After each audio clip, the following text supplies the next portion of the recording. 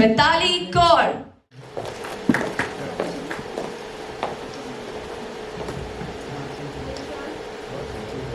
Now we have our own Miss Rajasthan 2017 and Miss Grand India 2020.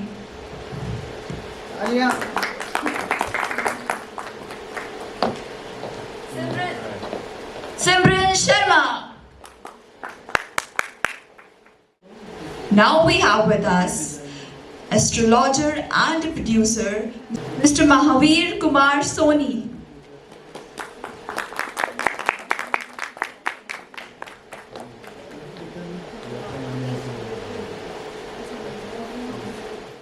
ये एक छोटा सा इनिशिएटिव है। हर साल मिस राजस्थान ऑर्गेनाइजेशन कुछ ना कुछ स्पेशल और अलग करती रहती है और ये महावीर जी ने स्पेशली हमें इस चीज़ के लिए प्रोत्साहित किया कि फैशन के लिए फैशन शोज़ भी होते हैं, लोग आते हैं, देखते हैं, चले जाते हैं। ब्यूटी पैजेंट्स भी हो रहे हैं। बहुत सारे लोगों को अवेयरनेस ही नहीं है कि ब्यूटी पैजेंट्स क्या हैं, फैशन शोज़ क्या हैं, अवार्ड्स की क्या अहमियत है जीवन में। तो इन्हीं चीज़ों को रखते हुए हमने इस बार ये प्लान किया था कि हम मीडिया के सामने और हमारी कुछ क्वींस के साथ में एक टॉक शो रखें जिसमें कि हम लोग फैशन पे चर्चा करें, फैशन पे बात करें, क्योंकि राजस्थान का कल्चर बहुत रिच रहा है। जब हमने पैजेंट्स की शुरुआत की थी उस टाइम पे यहाँ पे से गर्ल्स ज़्यादा नहीं जा पाती थी और 2015 से के बाद जब हमने इटली, मिलान, पेरिस से ग्रूमिंग एक्सपर्ट्स बुलाना शुरू किया, उसके बाद में यहाँ की गर्ल्स ने बहुत सारे नए आयाम बनाए और मिस इंडिया में भी गई और उसके बाद इंटरनेशनली इंडिया को रिप्रेजेंट भी किया। वो इस साल हमारे साथ दोनों क्वींस आपके साथ में हैं जो कि तालियां हो जानी चाहिए बिकॉज ये डिज़र्व करती हैं दोनों बच्चियां जो राजस्थान को इंटरनेशनल प्लेटफॉर्म पे अपना परचम फहरा के आई हैं और दोनों ने दो इंटरनेशनल पैजेंट खेले हैं। सबसे बड़ी बात कि सिमरन 2017 में मिस राजस्थान बनी और उसके बाद में मल्टीनेशनल इंडिया बनी और फिर उसके बाद में ग्रैंड इंडिया बन के उसने देश को रिप्रेजेंट किया। टाइम्स ग्रुप मैनेज करते थे। 20 में कोविड के कारण उन्होंने ये फ्रेंचाइजी ड्रॉप किया और उसके बाद में जो है सिमरन ने इंडिया को रिप्रेजेंट किया और बहुत ही पूरे वर्ल्ड वाइज उसको प्रोत्साहित किया गया कि इंडिया से कोई बच्ची बहुत ही कम टाइम में इंटरनेशनली जाके उसने थाईलैंड में इंडिया रिप्रेजेंट किया। उस टाइम कोविड की बहुत सारी रिस्ट्रिक्शंस भी थी। 1 महीने मेरे ख्याल से इनको कोविड की वजह से इनको क्वारंटाइन रखा गया और फिर उसके बाद में पैजेंट में तो एक डिप्रेशन, एक उस माहौल से निकल के देश को रिप्रेजेंट करना और देश का फ्लैग लेके चलना बहुत बड़ी बात थी। मिताली ने जो है 2019 में जो है मिस राजस्थान में रनर अप की पोजीशन बनाई, विनर नहीं बनी और फिर उसके बाद भी उनका पैशन कम नहीं रहा और उन्होंने फिर ग्लोब इंडिया का टाइटल जीता और मैक्सिको जाके इंडिया रिप्रेजेंट किया। वो 83 कंट्रीज़ में इंडिया का फ्लैग लेके चली। उस पैजेंट में फिनाले में कुछ इश्यूज हो गए थे और जो ऑर्गेनाइजेशन से वो आपस में कुछ लड़ाई वगैरह का चक्कर हो गए थे। फिर वापस वो इंडिया आई और उसने अपना पैशन को नहीं ख़त्म किया और फिर इंटरकॉन्टिनेंटल इंडिया बनी और इजिप्ट में जाके इंडिया को वापस से रिप्रेजेंट किया और उस पैजेंट को पूरा कंप्लीट किया। तो ये तालियों वाली चीज़ है कि ऐसे राजस्थान में जुझारू बच्चे हो रहे हैं जो कि एक नई लाइन खींच रहे हैं और सर का, राज बंसल जी का हरदम से हमारे पर आशीर्वाद रहता है और एज ए पैट्रॉन संरक्षक हमें गाइडलाइन मिल रही है पिछले 2 साल से और हम हर बार कुछ ना कुछ नया कर पा रहे हैं बिकॉज कि फिल्म इंडस्ट्री से भी अटैच रहे हैं और जो है उनका जो मार्गदर्शन है, जो बताने का पैटर्न है वो बिल्कुल अलग है और उसको हम कोशिश करते हैं जितना हम निभा पाएँ। इस साल हमने सर से भी रिक्वेस्ट की है, रोहित कामरा जी से, और उन्हें भी मिस राजस्थान में जोड़ना चाह रहे हैं हम एज ए संरक्षक के रूप में। तो इस साल की ये सारी जो चीज़ें हैं वो एक्टिव होती जा रही हैं। 25 ईयर्स हो गए हैं और 25 साल एक ऑर्गेनाइजेशन जब अपने चीज़ों को आगे बढ़ाती है तो अच्छे लोगों को, ऐसे लोगों को अपनी ऑर्गेनाइजेशन में लेना चाहती है कि वो जो हमारे बच्चे, जो नए बच्चे आ रहे हैं, रूरल से आ रहे हैं, वो आपको देखें और आगे जाके देश का नाम रोशन करें। और आपके मार्गदर्शन में इतने बड़े बड़े शोज़ आप करते हैं और सब चीज़ें, तो इन बच्चों को भी मौका मिले और प्रोत्साहन मिले। महावीर जी जो है एस्ट्रोलॉजर हैं और इन्होंने बहुत सारी सेलिब्रिटीज़ की वो चीज़ें करते हैं। साथ में फैशन के साथ में कनेक्ट होना एक अलग कॉन्सेप्ट लगा मुझे उस टाइम पे जब बातचीत हुई। और फिर उसके बाद इंस्पिरेशन इस इवेंट की इन्हीं से हमें मिली थी। तो बिल्कुल महावीर जी, आपका भी बहुत बहुत स्वागत है कि जो है आपने इस चीज़ के लिए, इस पूरी जर्नी को जयपुर में, मतलब मुझे जो पैजेंट इंडस्ट्री का जो कहते हैं कि इंस्पिरेशन मिला, वो हस्ती भी हमारे साथ में है। अरशद हुसैन भैया को मैं आमंत्रित करूंगा स्टेज पे बहुत सारी तालियों के साथ में।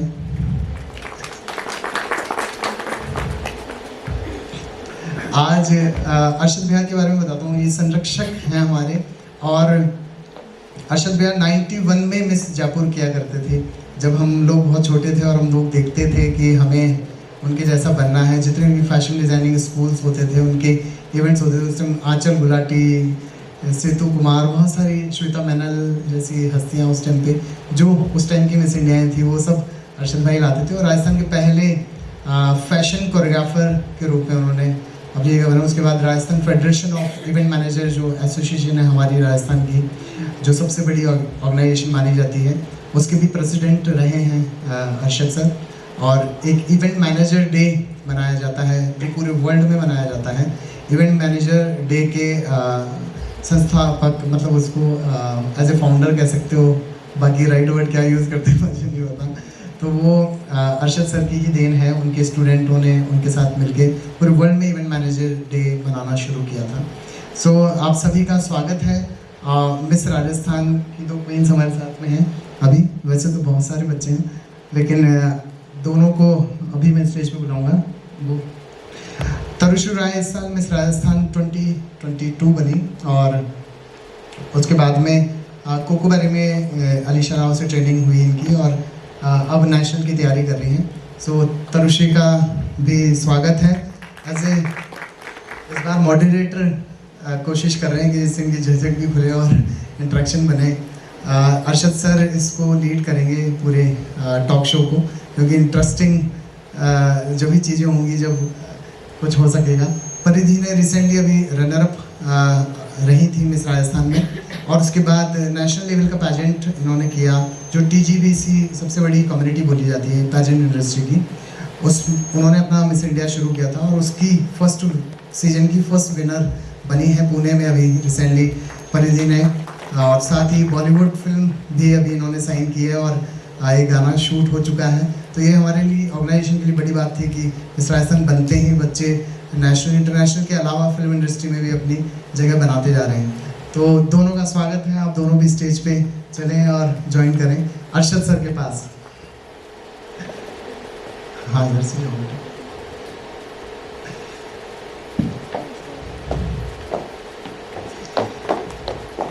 तो अब जो है अरशद सर से मैं निवेदन करूंगा कि ये सेशन जो है अरशद सर के हवाले, और नमस्कार, आप लोगों का स्वागत है। हम लोग तादाद में कम हैं, लेकिन मुझे लगता है कि ज़्यादातर लोग बड़े दिल वाले हैं। तो अगर उसकी कैलकुलेशन की जाए तो हम लोग 1500 लोगों के बराबर हैं। बातचीत शुरू करते हैं। हमारे साथ में बहुत बड़ी बड़ी हस्तियाँ, मैं बहुत खुशकिस्मत हूँ आज कि आप लोगों के साथ मुझे बैठने का मौका मिला है। मैं फैशन के बारे में, मैंने जब अपना कैरियर चालू किया 1991 के अंदर, हमने पहला ब्यूटी विजन किया, उसके बाद में कुछ हमने फैशन शोज़ किए, और हम इस कंक्लूजन पर पहुँचे कि फैशन के मामले में लोग एंटरटेनमेंट ज़्यादा मानते हैं इसे, और फैशन की समझ कम है। तो ये बात कहाँ तक सही है? और अगर आप छोटी सी, राज भाई मैं आपसे चालू करना चाहूँगा, अगर आप मुझे छोटी सी एक कुछ फैशन की परिभाषा, क्योंकि मेरे दिमाग में जो फैशन की परिभाषा और फैशन को जिस तरीके से समझा जाता है वो दोनों थोड़े से अलग है। तो ये दो मेरे प्रश्न हैं कि फैशन शो से जुड़ा हुआ प्रश्न ये है कि क्या ये एक एंटरटेनमेंट का माध्यम है, और दूसरा कि फैशन से हम क्या समझें, व्हाट इट इज़ एग्जैक्टली। मेरे ख्याल से फैशन किसी भी तरह से एंटरटेनमेंट का माध्यम तो नहीं हो सकता है। फैशन एक सीरियस बिजनेस मैं कहता हूँ, और ये शुरुआत है किसी भी युवा लड़के या लड़की के लिए अपना कैरियर आगे बढ़ाने को, और यहाँ से शुरुआत होती है बड़े कॉम्पिटिशन में जाने के लिए, फिल्मों में जाने के लिए, मॉडलिंग में जाने के लिए। तो मैं इसको मनोरंजन का किसी भी तरह से नहीं मानता हूँ, और इस बारे में मेरे दोस्त रोहित जी साथ बैठे हैं, वो इसमें ज़्यादा बेटर प्रकाश डालते हैं। मैंने सवाल ही आपसे इसलिए किया है कि वो ज़्यादा बढ़िया प्रकाश बाद में डालें। रोहित सर, आपसे सेम चीज़, और फैशन को हम किस दायरे में रख सकते हैं? फैशन है क्या एक्चुअली?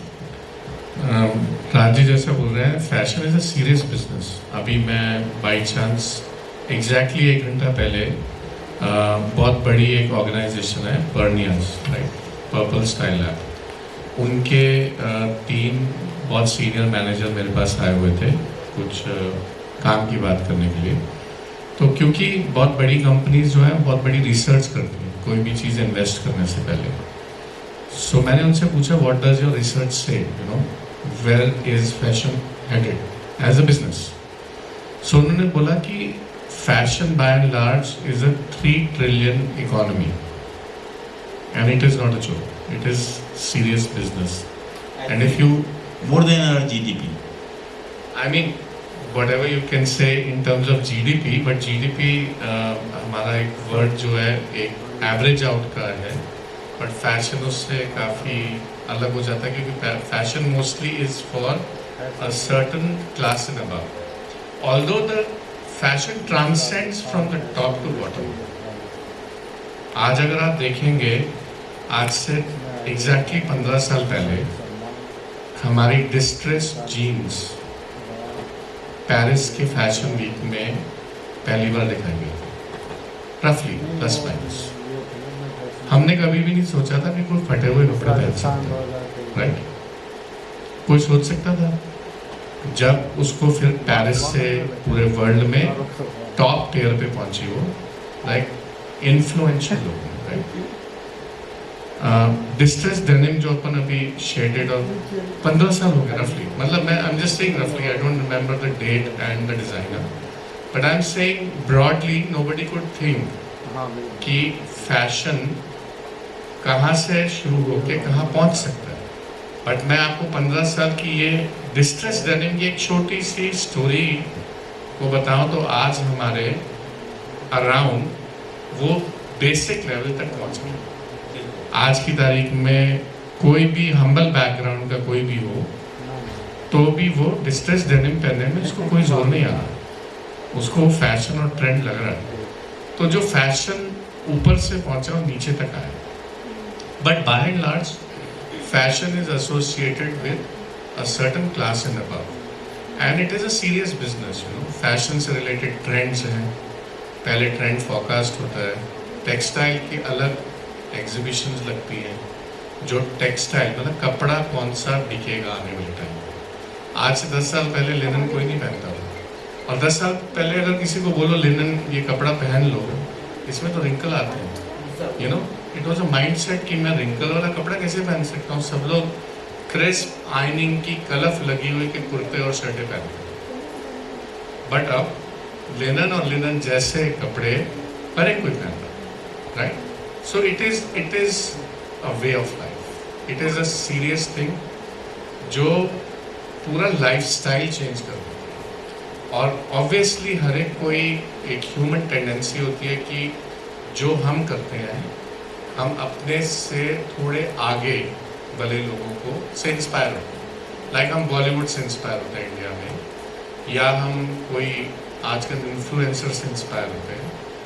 तो we look above, we don't look down, all of us, किसी भी लेवल पे हो। So and to look above and get inspired from the style of the person, style अलग चीज़ है, फैशन अलग है। So fashion की definition क्या है? It is everything, whatever changes every month, every 3 months, every 6 months in terms of fabric, in terms of print, in terms of silhouettes, मतलब cuts, shirt की style हो गई, पैंट की स्टाइल हो गई। Constant change is equal to fashion. It is a requirement of every human being. हम कुछ भी पुराना देखना नहीं चाहते, हम बोर हो जाते हैं। as who knows, we get more very soon. आज एक चीज पहनी हुई है, उससे हम एक साल तक बोर हो जाते हैं, अब नहीं लेंगे. That is fashion. सिमरन, अब मैं आपके पास आना चाहूँगा. आपने ट्रैवल किया है, जैसा भी योगेश ने आपके इंट्रोडक्शन बताया, आपने ब्यूटी पेजेंट्स के लिए वर्ल्ड ओवर कुछ जगह आप गई. क्या फैशन का कोई दायरा या कोई सीमा होती है? तो आपने जब इंडियन कॉस्ट्यूम वहाँ रिप्रेजेंट किया या आप और लड़कियों के साथ थी, तो आप एक बेहतर पर्सन ये बताने के लिए कि मतलब क्या उसका कोई दायरा होता है, कोई सीमा होती है, या फैशन एक ऐसी चीज़ है जो फ्लो करता रहता है पूरी दुनिया के अंदर कॉन्स्टेंट? सबसे पहले जैसे फैशन के बारे में हम सब बात कर रहे हैं, तो मैं 2017 में इस इंडस्ट्री में आई. तब से अब तक में भी काफ़ी कुछ बदला है. जैसे कि आपने कहा कि इंटरनेशनल पैजेंट्स में हमने खुद ने हमारे राजस्थान के कल्चर और ट्रेडिशंस को रिप्रेजेंट किया. सारे कंट्रीज़ अपने अपने फैशन स्टाइल्स को, अपने अपने ट्रेडिशन और कल्चर्स को वहाँ पर रिप्रेजेंट करते हैं. तो उसकी सीमा की जब बात करने आ रहे हैं, तो आजकल हम सोशल मीडिया पर भी देखते हैं काफ़ी लोग सीमा पार भी कर रहे हैं, जो सही नहीं है. नहीं, मैं देश की सीमाओं की बात कर रहा हूँ, तो उस सीमा पे भी आएंगे. मैं इंटरनेशनली जो मतलब जा रहे हैं बाहर, ट्रेंड्स जिस तरीके से जा रहा है, जैसे हम देखते हैं कि राजस्थानी फैब्रिक जा रहा है या स्टाइल्स जा रही हैं, वो मैं उस वाली सीमा पे हूँ, अभी उस पर आएंगे, वो मैंने इन लोगों के लिए रख रखा है. बिल्कुल, मैं समझती हूँ. बिल्कुल काफ़ी बदलाव है. सबके अपने अपने तरीके हैं फैशन के. जिस तरीके से मैंने अपना रिप्रेजेंट किया, सबने अपने अपने कंट्रीज़ का वहाँ फैशन को रिप्रेजेंट किया बहुत ही बखूबी तरीके से. जिस तरीके से हमने अपने कल्चर को वहाँ शोकेस किया, वो लोग भी हमसे इंस्पायर होकर इसी चीज़ को वहाँ पर यूटिलाइज़ कर रहे हैं, वहाँ यूज़ कर रहे हैं उस फैशन स्टाइल्स को, उस प्रिंट्स को. जैसे यहाँ के ब्लॉक प्रिंट्स, यहाँ की हैंड प्रिंटिंग वहाँ पर इतना फेमस है, हम जितने यूज़ कर रहे हैं, जो पहन रहे हैं, सेम चीज़ वहाँ पर भी चल रही है. और जैसे बोलते हैं कि फैशन आ रहा है, तो ये चीज़ बाहर से हमारे कंट्री में भी आ रही है, जो चेंज हो रही है. So I personally feel fashion industry is kind of a boomerang. Sir ने बोला चेंजेस रहते हैं, सबको नई चीज़ें पसंद है, बट फैशन इंडस्ट्री एक बूमरैंग की तरह है, जो बहुत ओल्ड है वो वापस आती भी है. जैसे बेल बॉटम्स हैं हमारे, पहले चलती थी, बहुत पहले स्टार्स पहनते थे, पर अब कितने लोग बेल बॉटम्स खरीदना चाहते हैं, पहनना चाहते हैं, बिकॉज वो ट्रेंड में वापस आ रहे हैं. It's kind of a boomerang. जो आज हम पहन रहे हैं शायद कुछ टाइम बाद वापस फेड आउट हो जाएंगे, बट वापस कुछ टाइम बाद फिर आने वाले हैं. So it's just kind of a boomerang. और ऐसे ही फैशन आता जाता रहता है, उसमें कभी मुझे लगता है personally, I am so sorry, कि चेंज नहीं होता पर ग्रोथ होती है. That's what I believe. Kunal साहब, एक बात, कामरा जी, आप मुझे बताएंगे कि मतलब फैशन में क्या क्या आता है? क्योंकि हमारी जो ये टॉक है, ये कपड़े तक महदूद हो गई है, जो हमें लग रहा है. तो मैं उससे आज़ाद होना चाहता हूँ कि फैशन में आता क्या क्या है, हम किन किन चीज़ों को उसमें रखते हैं. सिर्फ कपड़े हैं या और कुछ स्टाइलिंग है, ज्वेलरी है, ऑर्नामेंट्स हैं, एक्सेसरीज हैं, व्हाटएवर जो भी चीज़ें हैं, तो क्या क्या फैशन के अंदर आप मानते हैं? आजकल फैशन एक जो वर्ड है, उसका एक एक्सटेंशन हो गया, जिसका पार्ट एक फैशन है. सो फैशन में गारमेंट्स की स्टाइल है प्राइमरीली, राइट? चाहे वो बॉयज़ का हो चाहे गर्ल्स का हो, but it is related to garment. कि गारमेंट आप कैसा पहन रहे हो, कैसा कट, कैसा कलर, क्या डिज़ाइनर, कैसा पहन रहे हो. बट उसके साथ एक बहुत इक्वली इम्पॉर्टेंट जो वर्ड अभी उभर के आ रहा है सिंस 10 years, वो है स्टाइलिंग. कि आप अपने आप को स्टाइल कैसे करते हो, आपका लुक क्या है. सो स्टाइल से नेक्स्ट स्टेप आ गया look. So what is a look? A look is a composition of fashion and style. तो एक आदमी स्टाइलिश हो सकता है, बट शायद इतना फैशनेबल नहीं हो. कोई फैशनेबल हो सकता है, वो इतना स्टाइलिश नहीं हो. और जो फैशन और स्टाइल दोनों को फॉलो करके और अपने एनवायरनमेंट को, अपनी पर्सनालिटी को साथ में ध्यान में रखते हुए अपनी एक लुक क्रिएट करता है, that is becoming a very important thing. So if you see all the big stars, they are going for a look. Designer चाहे वो 100 पहनेंगे, स्टाइलिंग उनकी कैसी भी होगी, मगर वो लुक है। आज आप दूर से देख के बता सकते हो एक स्टार जिसका फेस को ब्लर कर दिया जाए कि उसने जो कपड़े पहने हुए हैं, अगर वो डिस्टिंक्ट है, उसका एक सिग्नेचर स्टाइल है, तो आप कह सकते हो हाँ ये वाला स्टार होगा। जैसे कि फॉर एग्जाम्पल रणवीर सिंह। अब अगर स्कर्ट में किसी को देखोगे आप, तो रणवीर सिंह ही समझ में आएगा ना, यार ये रणवीर सिंह के जैसे कपड़े पहने हुए हैं, right? So that is a look which is created. Skirt fashionable नहीं है, वो स्टाइल भी इतना important. Look, so look is the supreme word these days, which is taken beyond, which is gone beyond fashion and styling, दोनों का मिला के बना। शुक्रिया, काफ़ी कुछ क्लैरिटी आई इससे। मिताली, एक हमको माइक, यही आप आगे बढ़ा दीजिए। मिताली अभी ये बात कर रही थी सीमा की, उस वाली सीमा की, तो आपको लगता है कोई थिन लाइन है फैशन के अंदर जिसको आपको लांघना नहीं चाहिए? सर, ये बहुत ही क्रिटिकल टॉपिक है जो आपने छेड़ा है। फैशन के साथ साथ सर एक्चुअली हमारी एक सभ्यता है, भारतीय सभ्यता जिसे हम बोलते हैं, संस्कृति जिसे हम बोलते हैं।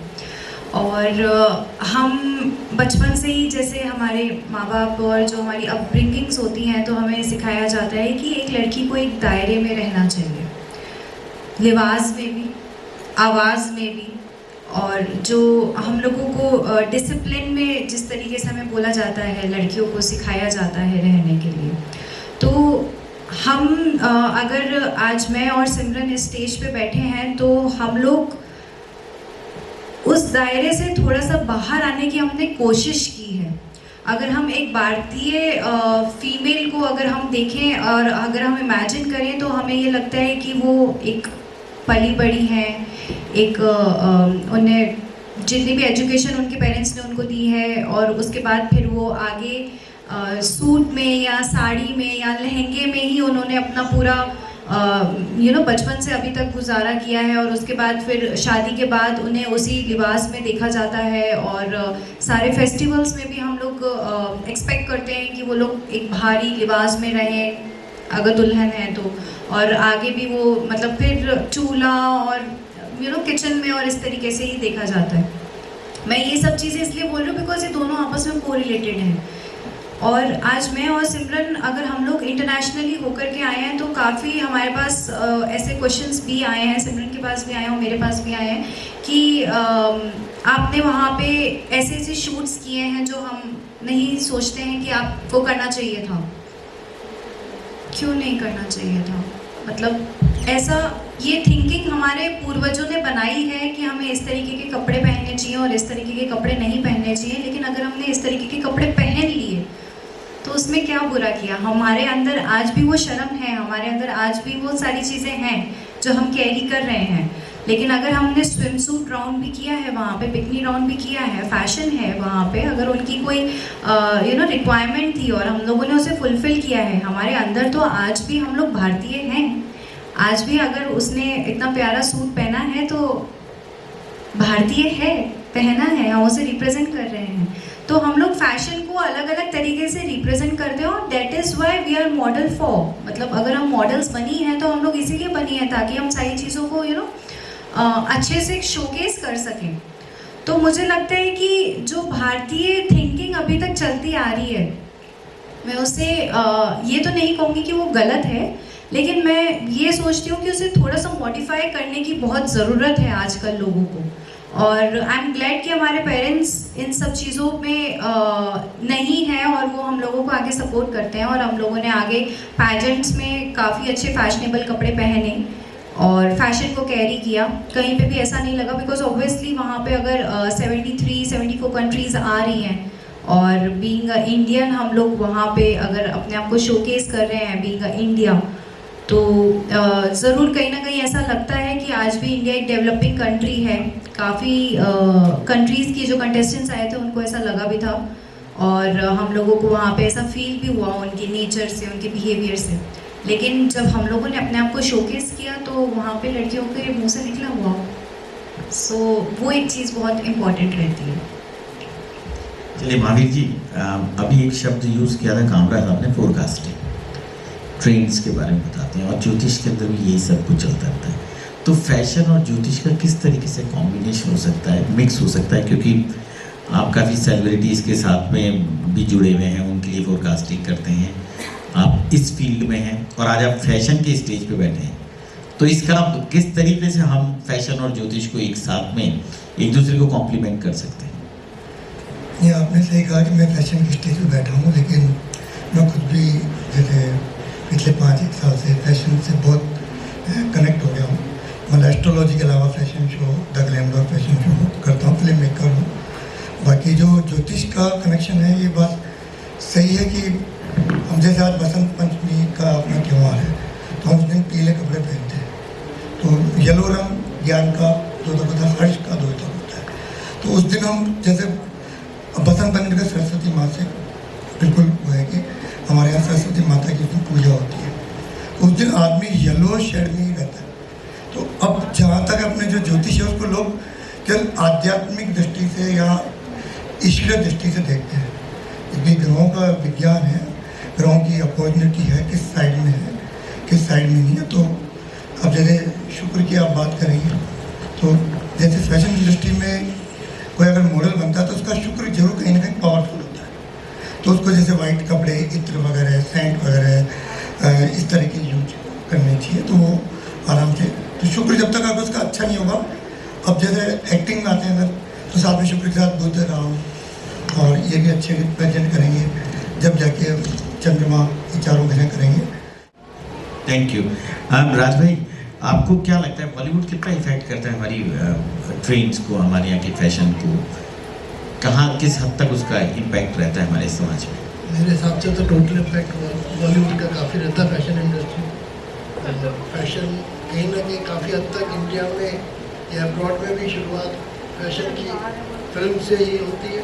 चाहे तो फिल्म में जो फैशन होता है वो डिज़ाइनर्स के थ्रू, मॉडल्स के थ्रू जाता है या फिर एक्टर्स के थ्रू आता है। जैसे अभी रोहित ने बताया कि फटी हुई जीन्स वाली बात की 15 साल पहले की, मुझे अच्छी तरह ध्यान है 1991 में मेरे ब्रदर की शादी थी जोधपुर में। काफ़ी एक्टर्स आए थे, उसमें एक संजय दत्त भी थे। 1991 में, आज से 32 साल पहले, वो फटी हुई जीन्स पहन के शादी में आए थे। तो इतनी आप में हिम्मत होनी चाहिए कि उस फैशन को आप कैरी कर सको। शादी जैसी जगह में जहाँ पे 2000 गेस्ट हैं, उसमें आप आओ और लोग करें वाओ व्हाट स्टाइल। तो कहीं ना कहीं शुरुआत या जो फैशन है वो फिल्म लाइन से ही आता है। आप देवानंद साहब से शुरू हो जाए, आप संजय दत्त को देख लें, आप जैकी श्रॉफ को देख लें, नयों में शाहरुख खान है, और जितने भी एक्टर्स हैं, कहीं ना कोई फैशन उनकी देन रहा है फैशन इंडस्ट्री को और सब लोगों को। Thank you. Rohit ji, inspiration कहाँ से आती है किसी फैशन की या किसी डिज़ाइन की पर्टिकुलर? आपका ज़ाती सवाल है, इंडस्ट्री का नहीं है। सो इंस्पिरेशन कहीं से भी ओरिजिनेट हो सकती है, because as artist, be it actors, be it musicians, be it whoever, मतलब कोई भी आर्ट फील्ड ले लो, उसमें सबसे बड़ा जो इम्पोर्टेंट पॉइंट है वो ऑब्जर्वेशन। आप अपने एनवायरनमेंट को ऑब्जर्व करते हो और उसमें से जो भी चीज़ आपको मूव करती है उससे आप इंस्पायर हो जाते हो। सो देयर आर डिज़ाइनर्स जो किसी एक पोइट्री पे भी बना देते हैं, कलेक्शन पेंटिंग पे भी बना देते हैं, बट मैं अगर अपनी बात करूं तो definitely I am inspired by the Rajasthan look, you know. So my brand, the tagline of my brand is the modern Maharaja. So जो राजा और महाराजा थे हमारे, जिनको हम फोटोज में देखते हैं, है ना, उनकी पूरी बुक्स हैं उसको देखते हैं। So आज का महाराजा कौन है? आज रॉयल्टी तो you know it is there but not as good as it should be. So the modern Maharaja is a person who is fashionable. So उसको modern महाराजा का लुक कैसे दें? तो यंगर महाराजा तो पुराने जो ट्रेडिशनल वैल्यू सिस्टम है, कल्चर है, हेरिटेज है, स्पेशली राजस्थान का, और Rajasthan I would say is a extension, मतलब इसका राजस्थान का एक्सटेंशन ब्रांड इंडिया है। आज अगर हम देख लें तो बनगला है, जोधपुरी है, तो जोधपुरी बनगला, राइट? कुछ लोग जोधपुरी बोलते हैं, कुछ लोग बनगला बोलते हैं, but at the end of it colour similar है। फ़र्क है वो बहुत टेक्निकल है, हम लोगों को पता लगता है। तो आज एक बनगला को एक ब्लैक टक्सीडो की जगह पे, ब्लैक टाई इवेंट पे अमेरिका, लंदन में भी पहना जा रहा है, उसको वो रिस्पेक्ट से मिली है। So again you know, brand India is equal to brand Rajasthan. और जो अपनी कल्चरल हेरिटेज से जो इंस्पायर होके मैं हमेशा अपना नया लुक, नए कलर्स, नए फैब्रिक, नए प्रिंट्स, सारी चीज़ को सोच के कि आज की यूथ पे जो अपने आप में खुद में एक महाराजा है। आप देखते हैं आज का यंगस्टर अपने आप में एक महाराजा है। हर कोई एक यंग लड़के अपने आप महारानी है। क्या थीम है शादी में, क्या थीम है? राजा रानी, you know. So that is how this, you know, it is in sync. So fashion should be in sync with your environment. जो लोग पहनने वाले हैं अगर वो उसको एक्सेप्ट करेंगे तो ही वो फैशन है, अगर एक्सेप्ट ही नहीं करेंगे तो क्या का fashion. So my inspiration comes from Rajasthan. Rajasthan से इंस्पिरेशन आ रही है। तो सिमरन 2017 में तो मिस राजस्थान बनी और आज 2023 में हम बैठे हैं, तो राजस्थान के अंदर क्या लगता है कि क्या फैशन इंडस्ट्री के अंदर चेंजेस आए राजस्थान की इन पर्टिकुलर? काफ़ी सारे चेंजेस आए, जैसे मैंने शुरुआत में भी कहा था 2017 से अभी तक में एक ड्रास्टिक चेंज है। अगर आज हम सब लोग 2017 में यहाँ बैठे होते शायद इस तरीके से रिप्रेजेंट नहीं कर रहे होते खुद को जिस तरीके से आज हम कर रहे हैं। फैशन एक एवर चेंजिंग चीज़ है, कभी भी कांस्टेंट नहीं रहती है। और आई पर्सनली फील राजस्थान एक ऐसा इकलौता स्टेट है जो अपने रूट्स से जुड़ा हुआ है, वो चेंज नहीं हो रहा है और वो ग्रो कर रहा है अपने आप में ही। एक ड्राई स्टेट है राजस्थान, वी ऑल नो, पर राजस्थानियों ने इसमें रंग भरे हैं। इनकी पगड़ियाँ देख सकते हैं हम, सतरंगी चुनी, सात कलर्स का कॉम्बिनेशन है, सतरंगी, लहरिया, फिर कलरफुल पोशाक्स, everybody is wearing such beautiful colours. So बहुत प्लेन था पर हम सब ने मिलकर इसमें रंग भरे हैं। इसी तरीके से फैशन इंडस्ट्री शुरुआत से चेंज होते आए हैं।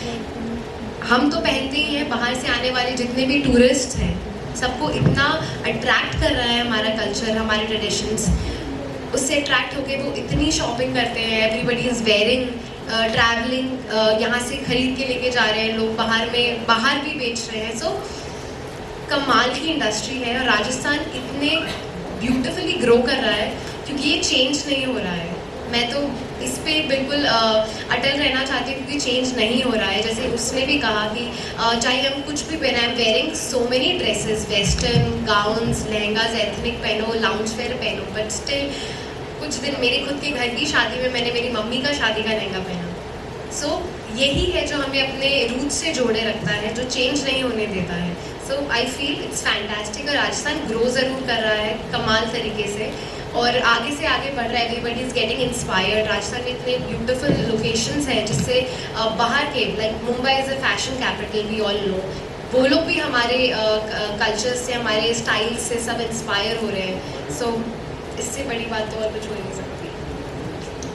मिताली, बहुत तेज़ी से चीज़ें चेंज होती हैं फैशन इंडस्ट्री के अंदर जी, बहुत तेज़ी से तब्दीली आती है, तो कैसे अपने आप को अपडेटेड रखते हैं, उसके लिए कैसे तैयार हैं? सर, अगर हम पास्ट में देखें तो शायद हमारे पास फैशन शोज़ होते थे, लैक्मे फैशन वीक, वोग और पेरिस फैशन वीक। फिर हमारे पास कुछ मूवीज़ होती थी जिनको हम देख करके, जो हीरो हीरोइंस होते थे उनको देख करके हम फैशन को फॉलो किया करते थे। जैसा कि सर ने भी कहा कि हम लोग आज अगर किसी को ब्लर कर दें तो हमें आज भी याद है कि वो किसने फैशन उसको फॉलो किया। आज सोशल मीडिया से दुनिया इतनी छोटी हो चुकी है और हमारे पास इतने सारे ऑप्शंस आ चुके हैं। आज सीरीज़ हो गए, टीवी सीरियल्स हो गए, मूवीज़ हो गई, वो सब हमारे फ़ोन में है। और अपार्ट फ्रॉम दिस जो सोशल मीडिया है, फेसबुक हो गया, इंस्टाग्राम हो गया, इंस्टाग्राम आज देश भर में मतलब फैशन के लिए तो एक सिग्नेचर पॉइंट हो चुका है। वो लोग आज इंस्टाग्राम को इतने अच्छे से फॉलो कर रहे हैं। सो हमें जब भी फैशन को अगर फॉलो करना है, हम इंस्टाग्राम हो गया, फैशन मैगजीन्स हो गई, मैगजीन्स आजकल इतनी सारी आ चुकी हैं हमारे, और फैशन शोज़ हो गए, इन सबको देखते हुए हम आगे फैशन को फॉलो करते हैं और उसी ट्रेंड को आगे लेकर के जाते हैं। आप कुछ फैशन की छोड़िए, बॉलीवुड इंडस्ट्री में या कोई कला के क्षेत्र में जाना है, इस प्रकार की कोई भविष्यवाणी संभव है?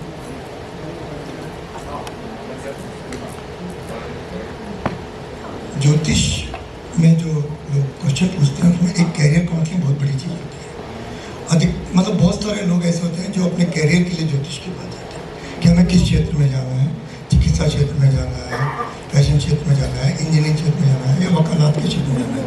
तो ये आपका क्वेश्चन बिल्कुल बहुत अच्छा है कि मैं वास्तव में ज्योतिष डिसाइड करती है।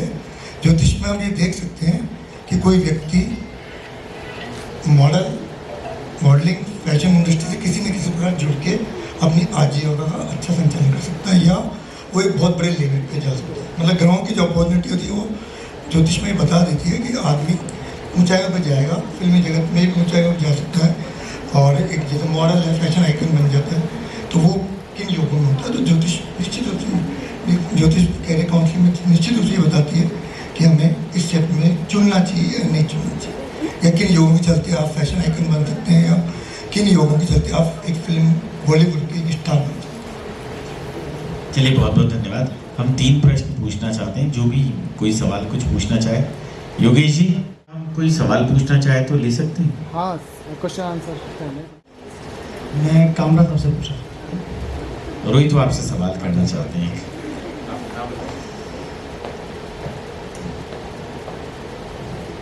फैशन इंडस्ट्री जो है बहुत कनेक्टेड होती है फिटनेस और लाइफस्टाइल से, राइट। और जब क्योंकि हम लोग खुद रनिंग में और इस तरह के इवेंट बहुत सारे करते हैं, तो हम ये देखते हैं कि हर रनर जो है वो चाहता है कि डिफरेंट तरह का आउटफिट उसको मिले। तो एज ए डिज़ाइनर आपको क्या लगता है कि जो रनिंग कर रहा है या जो स्पोर्ट्स में है उसको किस तरह का आउटफिट पहनना चाहिए जिसमें वो कंफर्टेबल रहे? और जब आप डिज़ाइन करते हैं तो किस चीज़ का ध्यान रखते हैं, खासकर मटेरियल जब चूज़ करते हैं उसमें? सो आजकल रनिंग में बेसिकली एक टर्म आया है जिसका नाम है एथलेजर, और सिर्फ रनिंग में नहीं, वो एयरपोर्ट लुक में भी चल रहा है, और वो मतलब लाउंज वेयर में भी एथलेजर है। और बेसिकली फैब्रिक की जो एक टाइप है जिसमें अपन जो होजरी का फैब्रिक होता है उसी से एथलेजर बनता है, उसकी टोटली मशीन्स नॉर्मल फैब्रिक से अलग होती हैं, वही रनिंग में काम आता है। तो अगर रनिंग में कोई भी चीज़ डिज़ाइन करेंगे तो उसमें मेनली लेग कंफर्ट का ध्यान रखा जाएगा, ताकि रनिंग के टाइम पे जो नी बैंड होता है उस टाइम पे उसको अनकंफर्टेबल महसूस नहीं हो। और उनके एक पर्टिकुलर पैटर्न मेकिंग होती है रनर्स के लिए, और एक पर्टिकुलर स्ट्रेच होता है फैब्रिक में जो कि रिक्वायर्ड है। उसमें एज पर मी अनफॉर्चुनेटली आजकल एक नाम आया है ड्राई फिट, जो कि पसीने को सॉर्ट ऑफ सोख लेता है। बट अनफॉर्चुनेट पार्ट उसमें क्या है कि वो पॉलिएस्टर है। आई मीन आज की तारीख में बड़े से बड़ा ब्रांड के जो रेडी टी शर्ट ले लो या जिम वेयर ले लो या रनिंग का ले लो या वैसे ही फैशनेबल पहनने का ले लो, 90% उसके अंदर डिफरेंट टाइप के मटेरियल्स के साथ पॉलिएस्टर मिक्स है। So which is not the right way, but क्योंकि वो रीजनेबल प्राइस है, दिखने में अच्छा रहता है, ड्यूरेबिलिटी ज़्यादा है, तो इसलिए 90% ब्रांड ज़्यादा वो यूज़ कर रहे हैं। बट जो प्योर फैब्रिक है हमारा, जैसे पहले कॉटन के लोअर्स बनते थे, रनिंग में काम आते थे, वो थोड़े रिड्यूस हो गए हैं, और जो पॉलिएस्टर बेस्ड ड्राई फिट्स हैं वो इंक्रीज हो गए हैं। So that is unfortunate part, but yeah good part is that it looks very fashionable and nice. Thank you. एक फैब्रिक और चल रहा है आजकल जिसको रिसाइकल बोल रहे हैं, प्लास्टिक और इन सब चीज़ को लेके रिसाइकल करते हैं, उससे फाइबर बनाते हैं और फिर उससे जो क्लॉथ है वो बन रहा है। तो ये कितना ठीक है हमारी बॉडी के लिए, और खासकर जब हम लोग स्पोर्ट्स में हैं उसके अंदर? सो रिसाइकल फैब्रिक जो भी प्लास्टिक से बन रहा है, शूज़ भी बन रहे हैं इनफैक्ट, उसमें जो कोर फैक्टर है वो सस्टेनेबिलिटी का है। और सस्टेनेबिलिटी के फैक्टर के साथ बॉडी के अंदर कंफर्ट रहे हमारा स्किन के ऊपर, वो ध्यान में रख रहे हैं। सो अभी वो ट्रांसेंड हो रहा है फैशन। जैसे मैंने आपको बताया कि पहले एक टॉप लेवल पे फैशन आता है, तो अभी रिसाइकल्ड जितना भी है फैब्रिक वो लिमिटेड क्वांटिटी में बड़ी कंपनीज उसको प्रमोट कर रही है सस्टेनेबिलिटी में, और वो फैशन रैंप और उससे थोड़ा लोअर लेवल पे है। उसको मासेस में पहुंचने में टाइम लगेगा, बट वो fabric should be good, but it entirely depends on कौन सी कंपनी क्या बना रही है और फाइनल उसका प्रोडक्ट जो मार्केट में मासेस में आएगा वो कैसा बनेगा। अभी रिसाइकल्ड मासेस के लिए नहीं आया, it is reaching there slowly.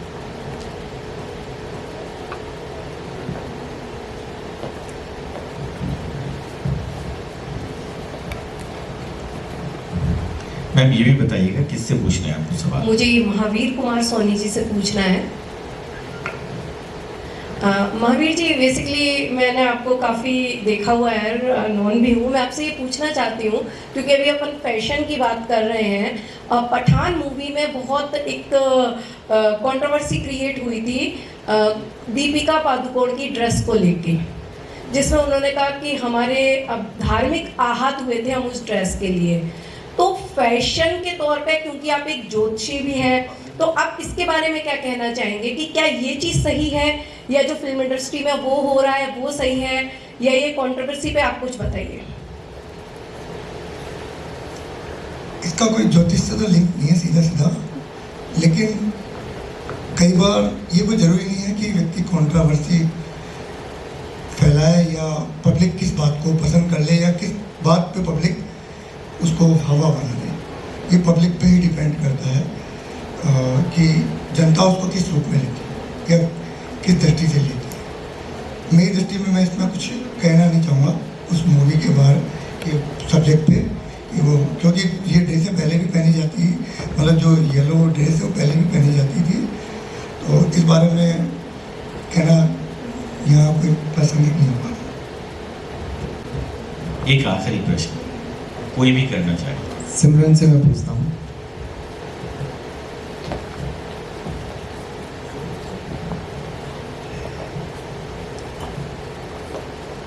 जब आप आए थे तब बहुत छोटे थे, 17 क्रॉस करके 18 में आपने कदम रखा, और उसके बाद में ब्यूटी पेजेंट।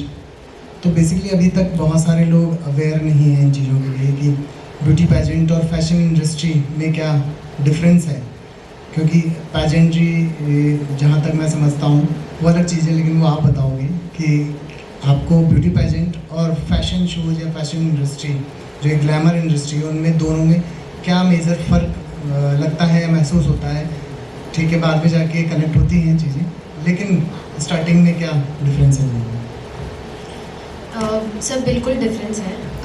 बहुत ही अच्छा क्वेश्चन है। बहुत सारे लोग हैं जिनको एक्चुअल में पैजेंट्री और फैशन के डिफरेंस नहीं पता। Pageantry is all about participating into pageant, a competition जिसके अंदर बहुत सारी लड़कियां एक साथ पार्टिसिपेट करती हैं for a title, for any title, B it miss world, miss universe और एनीथिंग, जिसके अंदर में आपको खुद को निखारने का मौका मिला जाता है, खुद से जो उससे बेहतर बनने का आपको सीख मिली जाती है, आपको ट्रेनिंग मिलती है।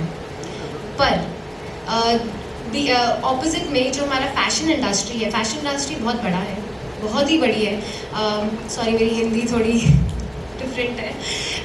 सो फैशन इंडस्ट्री बिल्कुल डिफरेंट है, क्योंकि फैशन इंडस्ट्री के अंदर में हम फ़ोटोशूट्स, मॉडलिंग, रैम्प शोज़, उसके ही साइड बाय साइड हमारी फिल्म इंडस्ट्री आती है, जिसके अंदर मूवीज़ होती हैं, म्यूज़िक एल्बम्स हैं, तो सब कुछ बहुत डिफरेंट है। तो हम लोग पैजेंट्री को कभी भी फैशन इंडस्ट्री के अंदर में काउंट नहीं कर सकते, बिकॉज पैजेंट एक कॉन्टेस्ट है जिसके अंदर में हम सब साथ एक साथ होते हैं, एक ही पैजेंट के लिए लड़ते हैं, but still we fight and with harmony and peace. Fashion industry side by side हम उसके अंदर शूट्स करवाते हैं, कभी ज्वेलरी, कभी गारमेंट्स का brand, so it's completely different. मुझे खुद को 2017 में एक्चुअल में पता चला था कि दोनों में क्या डिफरेंस है।